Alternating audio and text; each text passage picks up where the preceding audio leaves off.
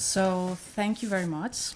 I would like to thank, of course, the organizers. I would like to thank particularly Professor Panos Merkouris for doing me the great honor, inviting me here, in order to make a contribution, provide my input on alternative approaches to customary international law. Well, my paper is on the phenomenology of absence in customary international law. Now, for the purposes of the presentation, I will just say that phenomenology is the logic of concepts and of the logic of concept formation. It is a German philosophy. The father of this philosophy is Edmund Husserl. I will not develop this any further. The first question that I deal with is whether legal reasoning is, let's say, a scientific type of reasoning, is a scientific method of reasoning, and if not, whether it should be. Now, in order to, let's say, reply quite quickly, legal reasoning is not a scientific method of reasoning. Law is not a science, although it's normally classified among the social sciences. Because it does not apply, of course, the qualitative and quantitative techniques normally associated with the social sciences. It is a closed system of logic. It is an isolated system of knowledge that is based on, let's say, a special type of reasoning. Now, this special type of reasoning is based on the authority paradigm. And by authority paradigm, I mean from the scope of continental European tradition, it's the Kelsenian group norm, and from the Anglo-Saxon point of view, it's the rule of recognition. Now, the argument is that legal reasoning, and particularly the inductive type of reasoning, is trapped into the authority paradigm, and therefore a lawyer, a judge, and a legal theorist is not in the position to make proper logical inferences. So, the paper answers to the question whether law should be governed by logical reasoning in the strict sense. It answers in the affirmative, because law should not operate beyond logic. There have been several works on law and logic, particularly in international law. There is basically one relating to the application of the inductive method of reasoning in international law, and that's a work by Schwarzenberger. I will not develop this any further. I will just say that this type of theory is highly problematic from the scope of informal logic, because what Schwarzenberger argues is that in international legal reasoning, the safest approach to take is the inductive method and not the deductive one. Whereas according to the standards of informal logic reasoning, this is not the case. So it seems that there's a lot of confusion there. Now, the phenomenology of absence. By phenomenology of absence, I mean both the absence of state practice as well as silence as non-expressed opinio juris. Now, both elements are quite, let's say, prominent in the theory of customary international law, and they shape and they are really exercising a lot of influence in our evaluation of customary international law. For instance, it's the concept of acquiescence. The lack of protests, often it means approval. So, or at least not formal non-objection. Now, there are a series of fallacies, of informal logical fallacies that are associated with silence and non-action. And I will argue that legal theorists and judicial authorities fall into this trap. There is first the type of fallacies that are called the fallacies ad ignorantiam. Now, what is a fallacy ad ignorantiam? It's a fallacy that occurs when someone argues in favor or against something, in our case, state practice, just because the opposite has not been proven to be the case. Now, this is also related to the so-called burden of proof. As we know in legal reasoning, we have the onus probandi. Normally, in a legal debate between two parties, when one makes a claim that is disputed by another party, then the party that makes the claim has to substantiate and has to prove their claim. So the fallacy ad ignorantiam creates false dichotomies, because according to the false dichotomies, we have forced options. For instance, we have a state that conforms to customary international law or does not conform to customary international law. There is no in-between in the mind of an international lawyer. There is not, let's say, the possibility that the truth is simply unknowable. It's not an option. However, sometimes the lack of evidence and state practice, in our case, state practice, is not always neutral. For instance, and I will give an example. Now, let's imagine that there is John who wants to rent an apartment here in Groningen, and he wants to make sure that the apartment is free of cockroaches and of mice. So what he does is he hires a specialist. Now, this specialist looks into the apartment really thoroughly, and he finds no mice, he finds no cockroaches. So at the first glance, we see that there's a fallacy of ad ignorantiam because he makes an argument from the lack of evidence.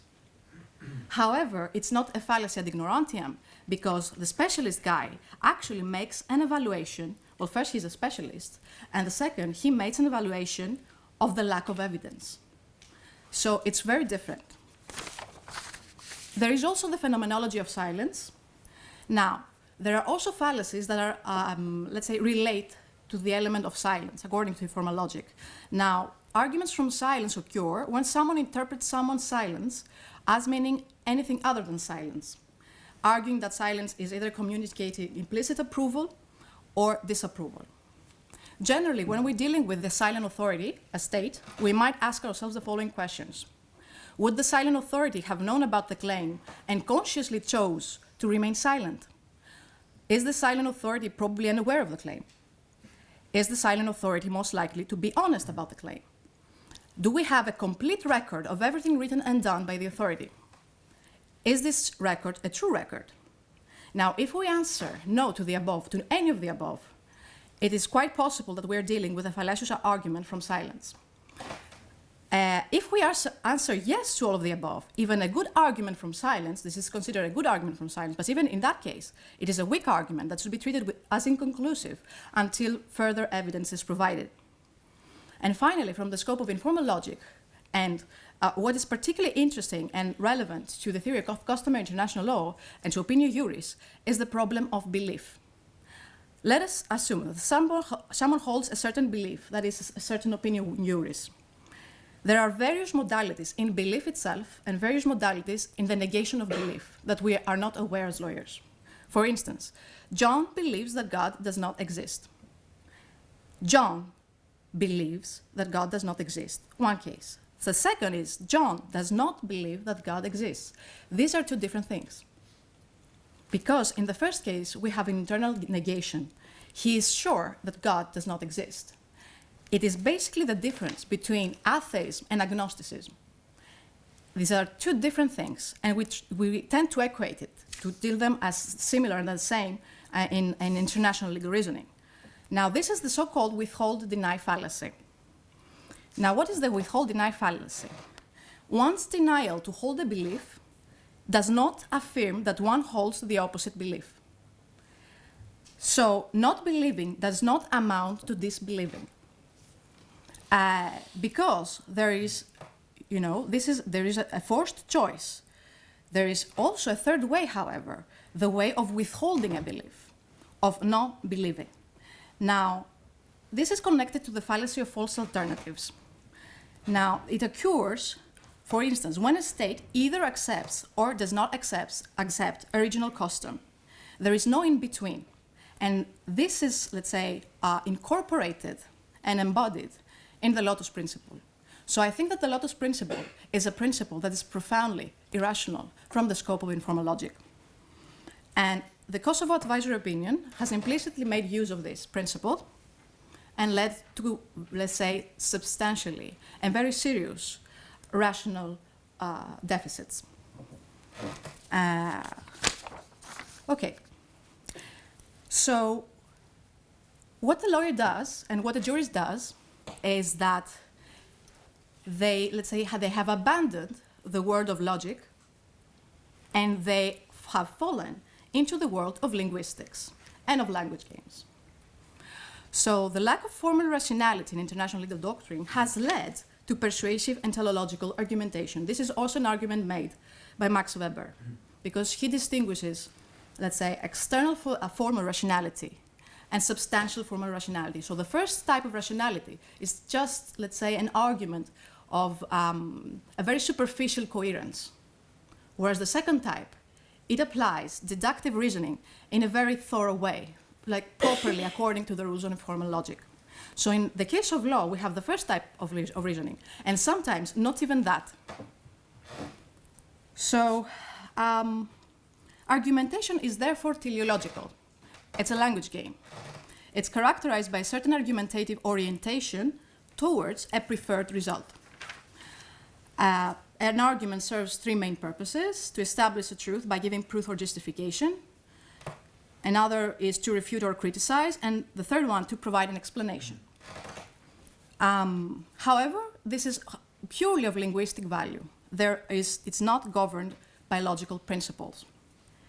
Now, the International Court of Justice has developed several techniques of superficial persuasive argumentation, which are teleologically governed by the non-liquid principle. That means it has to provide, it has to decide a case.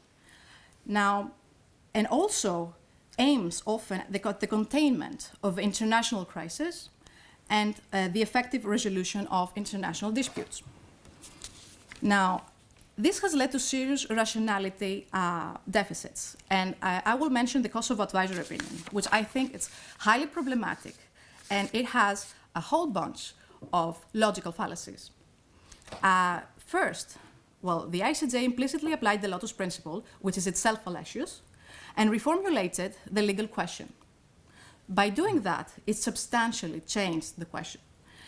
So instead of examining whether unilateral declarations of independence are in accordance with international law, the court, without providing any substantive justification whatsoever for this choice, decided to examine whether international declarations of independence are forbidden under international law.